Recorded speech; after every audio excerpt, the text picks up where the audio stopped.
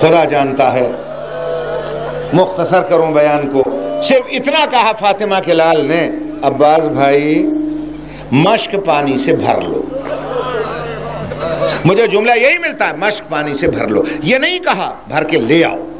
اگر فرماتا نا لے آؤ، قیامت آ جاتی، پانی آ کے رہتا. کب بھر لو؟ خدا کی قسم مشک گلے میں ڈالے ہوئے، چونکہ جنگ کی اجازت نہیں تھی. مجھے بتائیے ایسا کمانڈر ان چیف دنیا میں دیکھا ہے کبھی؟ چلنے سے پہلے گھٹنے کا زور لگا کر نیام سمیت تلوار کو توڑ کر مولا کے قدموں پہ پھینک گیا کہ جنگ کی اجازت نہیں دی آپ نے، ایسا نہ ہو مجھے غصہ آ جائے، یہ تلوار یہیں چھوڑے جا رہا ہوں. خیمے کے در پہ آئے، اس بچی کو اماں فضہ کے حوالے کیا. اماں فضہ کی وفا تو سن لی نا آپ نے. اماں فضہ کے حوالے کیا اور چلنے سے پہلے کہا میری شہزادی، میری شہزادی، اب کسی کو رونے نہ دینا، انتظار کرنا جب تک میرا کوئی پیغام نہ آ جائے، پریشان نہ ہونا. یہ کہہ کے روانہ ہو گیا. فضہ خیمے کے در پہ کھڑی ہو گئی. بچی جاتے ہوئے چچا کو دیکھتی رہی. 20,000 سے گزر رہا ہے. کل برق الخاطف، مقتل کا جملہ یہ ہے کہ اس طرح گزرا ہے بغیر تلوار کے، بغیر جنگ کیے، صرف گھوڑے کو کنٹرول کرتا ہوا. کل برق الخاطف، جیسے بادل میں بجلی چمکتی ہے، وہ بجلی کی چمک کی طرح نظر آیا جاتا ہوا. فضہ نے جو یہ منظر دیکھا دوڑی ہوئی خیمے میں گئی. ایک دم کہتی ہے سیدانیوں جلدی آؤ، بیویوں جلدی آؤ. کہا کیا بات ہے اماں فضہ کہ تم پوچھا کرتی تھی نا بابا خیبر میں کیسے لڑے ہوں گے، بابا خندق میں کیسے لڑے ہوں گے. خیبر کی جنگ دیکھنی ہے تو صرف بھائی کا جانا دیکھو. خدا جانتا ہے 20,000 سے گزر کر نہر فرات میں گھوڑے کو ڈالا. 10-15 منٹ لگے، مشک بھری، مشک بھر کر رکھی.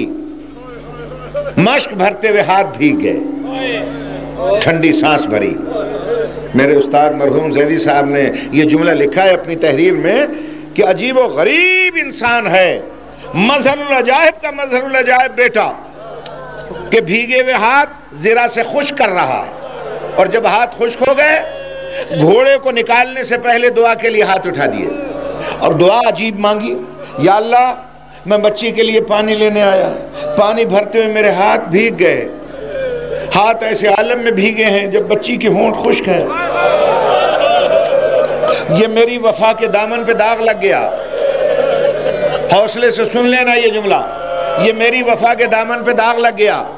اب تجھے واسطہ ہے اس بچی کی پیاس کا کہ میرا اس کا آمنا سامنا ہو تو یہ بھیگے ہوئے ہاتھ میرے ساتھ نہ ہو. مجھے وہ ہاتھ نہیں چاہیے جو اس طریقے سے بھیگ جائے.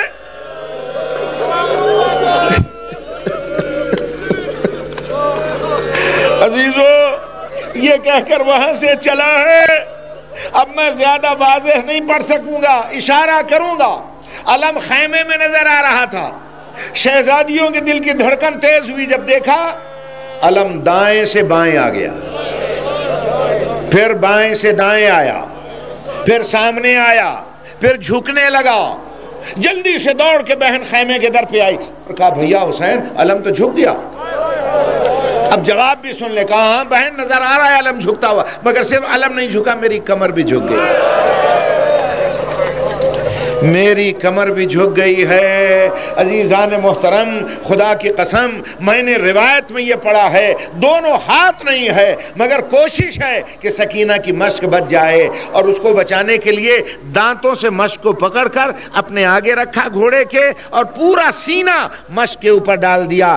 جو تیر مشک کی طرف آ رہا ہے اپنا بدن آگے کر دیتا ہے. سر سے لے کر پاؤں تک پورا بدن چھلنی ہو گیا، اور جب زین سے زمین پہ آنے لگا تو تڑپ کے دونوں پاؤں رکابوں پر زور دے کر آخری دفعہ خیمے کو دیکھا.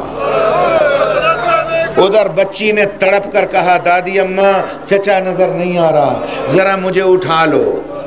ماؤں بہنوں بھائیوں سب کے لیے آخری فقرہ کہتا ہوں، بی بی فضہ نے تڑپ کر بچی کو اٹھایا. بچی نے آخری دفعہ چچا کو دیکھا، چچا نے آخری دفعہ بھتیجی کو دیکھا. جملہ کہہ دوں، پھر دونوں کی ملاقات نہ ہوئی. یہ دور دور سے آخری دفعہ چچا بھتیجی کی ملاقات، نظروں نظروں میں، پھر دونوں کی ملاقات نہ ہوئی. کیوں؟ اس لیے کہ چچا نہر پہ چلا گیا، بھتیجی شام چلی گئی. وہ نہر پہ چلا گیا، وہ شام چلی گئی. اور میرے بھائیوں بہنوں، وہ نہر سے نہ آیا، وہ شام سے.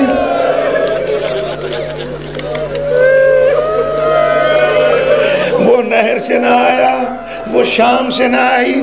اللہ آپ کو شام لے جائے. آپ اس شہزادی کے مزار پہ جب جائیں گے، ذرا آپ نیچے اتریں گے نا، اور قبر سکینہ پہ خدا کی قسم آج بھی وہی اداسی ہے، مزار پر وہی اداسی ہے. ایسا لگتا ہے جیسے آج بھی چچا کے انتظار میں خاموش بیٹھی ہوئی ہے. شاید چچا آ جائے، پتہ نہیں کب چچا آ جائے. ایک ذاکر نے وہاں دوڑا پڑھا غازی عباس کی شہادت کا. خدا کی قسم ایسا لگا جیسے پورا زندان کانپ رہا ہے. ایک سید مجتہد نے کھڑے ہو کر اس کے منہ پہ ہاتھ رکھ دیا. اس نے کہا سکینہ کی قبر پر عباس کی شہادت نہ پڑھنا، ورنہ قیامت آ جائے گی، ورنہ قیامت آ جائے گی. عزیزو، دوستو، یہ ہیں وہ وفا کے قصے کہ جن پر کائنات میں لفظ وفا کا دار و مدار ہے.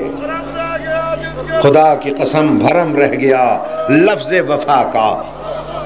زندگی کبھی رہی تو پھر اس سے آگے میں سناؤں گا. آج میں یہی دعا کرتا ہوں کہ خداوند عالم اس وفا کے خالق کے صدقے تمام بھائیوں میں اسی طرح آپس میں الفت، اخوت اور وفا عطا فرمائے جیسے میرے مولا غازی میں اور سرکار سید الشہداء میں قائم. خداوندہ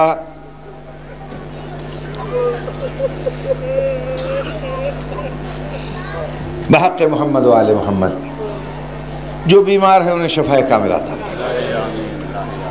بانی مجلس کی توفیقات میں اضافہ فرما. خدا کرے یہ سلسلہ ان کی نسلوں میں اسی طرح قائم اور دائم. خداوندہ بحق محمد و آل محمد اس مومن کی پریشانیوں کو دور فرما. جو بھی پریشان ہے یا اللہ دہشت گردیوں کا خاتمہ فرما، ہمارے ملک کو امن کا گہوارہ بنا دے. خداوندہ بحق محمد و آل محمد ہماری آخری التجا ہے اس دنیا سے جائیں، ہماری آنکھوں میں آنسو ہوں، زبان پر نام حسین ہو اور 12ویں سرکار کا ظہور فرما. تمام مرحومین کے لیے، بانی مجلس کے تمام مرحومین کے لیے، شرکاء کے تمام مرحومین کے لیے، اور خاص طور پر جس کے لیے یہ لکھ کر بھیجا گیا ہے ان سب کے لیے ایک سورہ فاتحہ پڑھ کے.